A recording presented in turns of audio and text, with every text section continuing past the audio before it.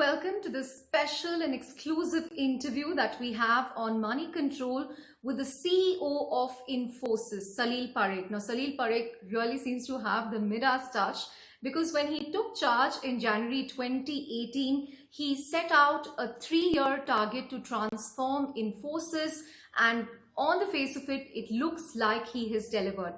Salil, you've often said that you will go from stability to investment to momentum to acceleration. So is the acceleration phase here to stay? Will it continue beyond FY22? So thanks, Chandra, for this session. I think what you're describing is what we put together over the past 3 years, really making sure that we are building out all of those capabilities in digital, which our clients are looking for. My sense is today there's a tremendous amount of demand for those digital and cloud capabilities. And as you saw in the last quarter, that's now more than half of our business and growing at about 30%. Given that sort of attraction, my sense is that will have good continuing momentum for some time. Of course, it means we have to continually keep the capability building going and work closely with clients to make sure that we're delivering what their needs are, what their digital and cloud transformation programs are. At the same time, making sure our employees are getting all the reskilling to make all of these programs happen. Right. So are we then staring at a multi-year cycle of double-digit growth? Because, in recent interactions, you have spoken about how IT has moved beyond a cost driver to a business driver for global corporations. So are we looking at a multi-year cycle of double-digit growth, something that will perhaps continue for FY23, FY24, and so on? So there, I think you're right. Our view is that many large enterprises are now looking at IT not just to improve various components of their performance, but also to look for growth from their own customers, increase the efficiency of their supply chain, make sure that their connection with their people is much more agile and stronger. And those are more in the nature of investing for the growth, for the transformation of their large enterprises. We think that sort of a trend will continue for some time. Of course, we've not spoken about anything becoming multi-year in terms of our own growth. We've been very clear to say that next year we see double-digit growth for Infosys. Right. Would this have happened sooner for Infosys if not for the pandemic? Or do you think it has happened because of the pandemic? How do you really see that equation? There, Chandra, I think if you see the year before, we had a growth rate of 9.8%. The year before that, 9%. Now our guidance is already a very strong guidance in the range of 4 to 5%. We think that this sort of a growth is very much part of what our 3-year program was, how we built our capabilities, and how we are working closely with clients on their transformation journey. Of course, when initially the COVID situation unfolded last year in March, a lot of things slowed down, but we have seen many of the industries which were impacted early on, especially the large companies in those industries, are growing back and back with more technology spend. And so each quarter our growth has expanded. And with that, we see more and more coming in the future. My sense is we adapted to the COVID situation in the March-April timeframe. So in that sense, it wasn't that it was independent of what was happening. And with that adapting and with all of the capabilities we have built, we see much more traction today. But of course, at a global level, the economies have to catch up to where they were before COVID. But all of the policy work, all of the stimulus is definitely helping the economies to get there. Right. But Salil, how are budgets getting funded by, for digital? Are clients perhaps taking out budgets from marketing or other areas and tactically spending it on digital? Where are these budgets really being carved out of?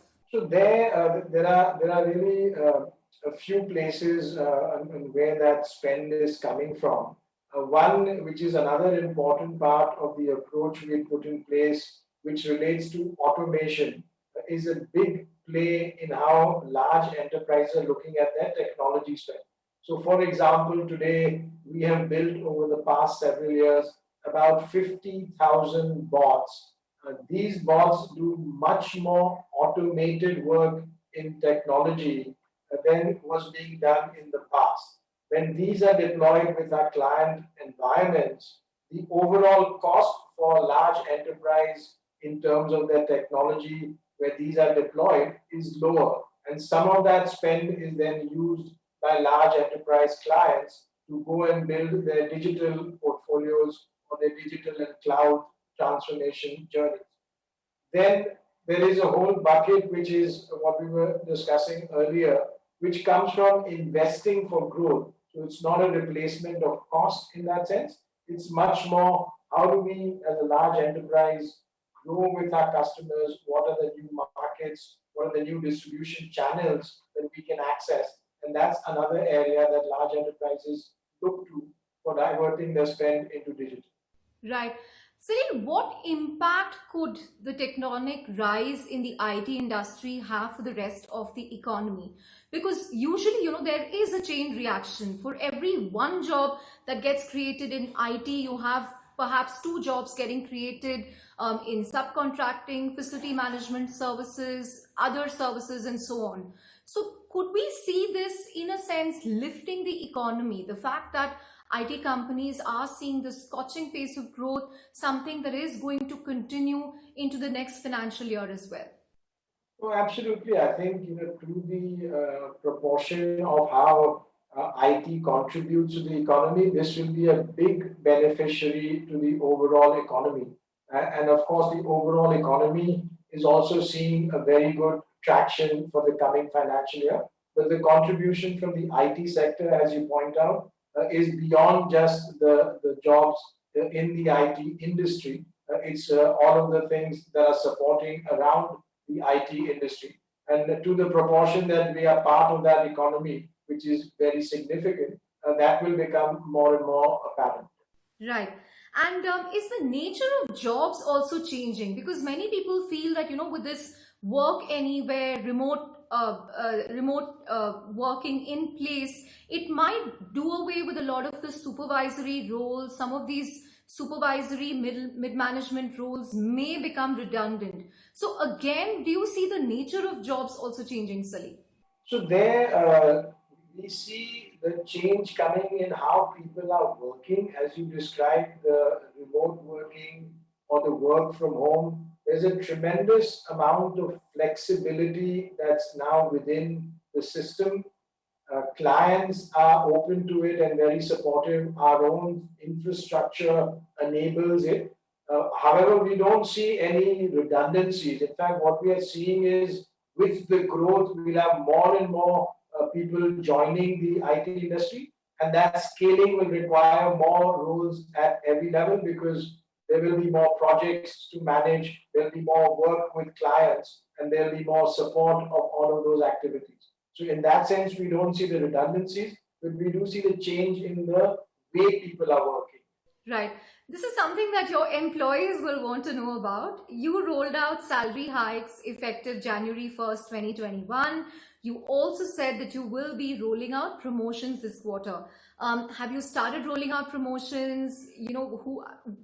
At which levels? How many people are likely to benefit? And secondly, just like how you rolled out a special incentive a couple of quarters ago, will you look at yet another special incentive? Because the war for talent is likely to intensify in the current demand environment. No, absolutely. I think all of those plans are proceeding as we had shared, both from a promotion, salary increase perspective. We will always look at anything beyond that as the time comes, because really my sense is employees have contributed massively in the way the overall company has done, but also in a very difficult environment. While yes, everyone's working from home, but it has some pluses, it has some challenges, and people within Infosys have really risen to the occasion. So all of those things are in full motion, and we will see all of the impacts in this quarter as we had previously announced. So can I take that as a yes? Should the lakhs of Infosys employees perhaps prepare for another special incentive coming their way? So there, I think we will decide within this quarter or over the next few quarters if we do something like this. There's nothing for me to announce today in that area, but very much the salary increases, very much the promotions are fully in motion, and we are very open to doing everything we can which will support and help the employees. Some people believe that the growth might taper in the second half of the year because IT companies may not be equipped to handle these digital budgets. It might go back to niche providers such as EPAM. What do you make of the skepticism? Is the growth here to stay, or is this something that IT companies got because of the pandemic, because clients were really looking to offload some work to their existing vendors?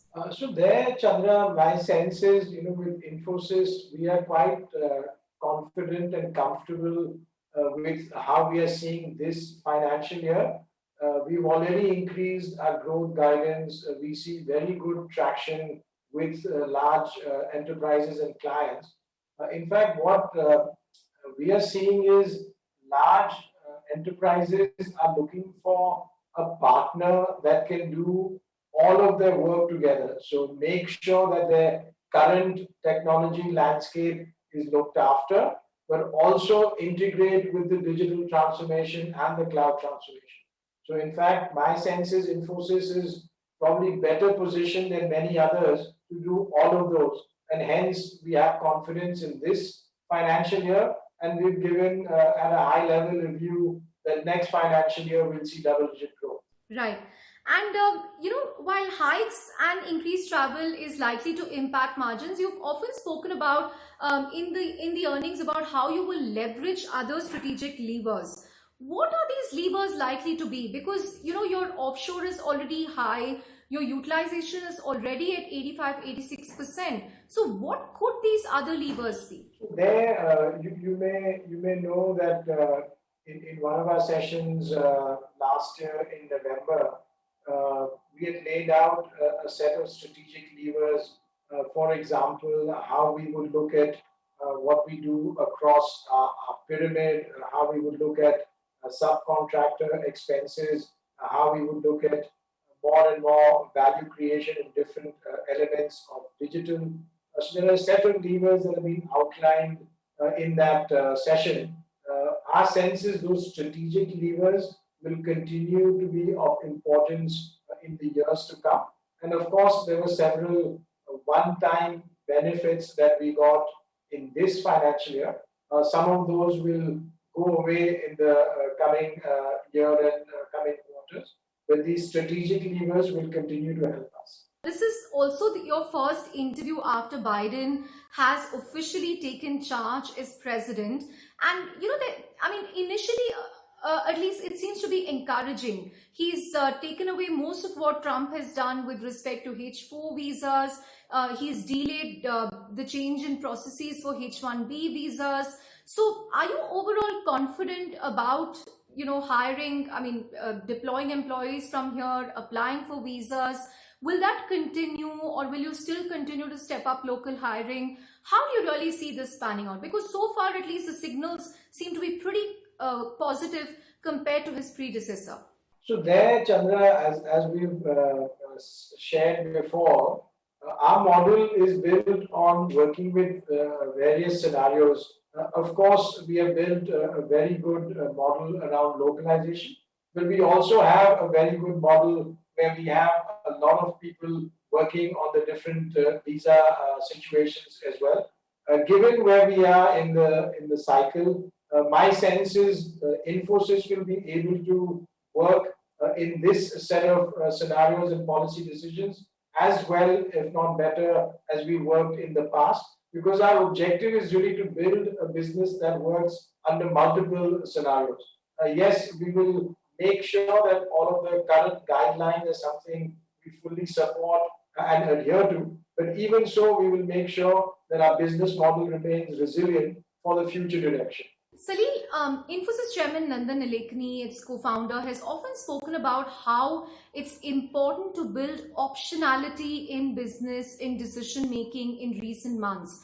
So, do you use this as a way in how strategy is evolving, decision making is evolving, and how crucial has this become post-pandemic? No, absolutely. I think what Nandan has shared is a way of looking at the business world, making sure there are multiple scenarios, or as he calls it, optionality in how you look at the outcome. Now, we've of course gone through an extremely difficult period as a global economy over the last 11 months, but also going ahead, we are building within Infosys a situation, a business which can look at and thrive under multiple scenarios. Our approach there is to make sure that those options are evaluated, and then we are prepared, depending on how the world around us evolves, to execute on that within a broad framework which is working very closely with our clients on digital and making sure that all of the reskilling is going on with our employees. So absolutely that approach makes a lot of sense, and it's something we've implemented within how we look at our business in Infosys. Right. Salil, something more topical that is making news this week. Now, the government is thinking about a 4-day work week, that, it may allow companies to go ahead with a 4-day work week, giving employees 3 days off, but the working hours are likely to remain at 48 hours. If and when this comes into effect, how will you welcome it? How do you see it? Will it really make a difference, considering 97-98% percentage of your employees are still working remotely? How do you see this evolving? So there, as you've said, it's quite early in the discussion. Our approach will be to support whatever direction the government puts together. What we see in our own workforce is a tremendous ability in this new environment to work from home, work remotely, and have a hybrid or flexible model. And also, there's a tremendous enthusiasm for learning new skills and making sure that they are relevant for our clients. So at the end, our employees are very self-driven in how they're looking at what they need to do in working with our clients. With that sort of drive and enthusiasm of our employees and whatever regulations the government puts in place, we'll make sure that we're aligned to it and working with our clients to make everything work for them. Something that's also fascinating is what's happening in the area of cryptocurrency and bitcoins. Now, Tesla was in the news last week for investing $1.5 billion to buy bitcoins. They're also talking about accepting payments in bitcoins. Is this something that Infosys will do with the cash and cash equivalents that it has? And how will this really square with your ESG goals? Because a lot of people also feel that bitcoins are not great from an environment perspective, that the computing power that is required to mint bitcoins requires a lot of energy. So how do you really see this? So there, Chandra, we have no plans to put any of our cash into bitcoins at this stage. Of course, we'll evaluate in the future how the world evolves. Our ESG approach is very robust and very clear. We have very strong targets for 2030. We also announced that we were carbon neutral, as you saw last year. So we have a strong commitment to our ESG goals going forward, and it's been the history and really the culture of the company for many years. So that's how we'll approach it as we look ahead. The regulatory environment in India around bitcoins and crypto is also a little difficult to predict at this stage. Yeah, I think there are guidelines that are evolving. So as those evolve, we look at them as well. Right.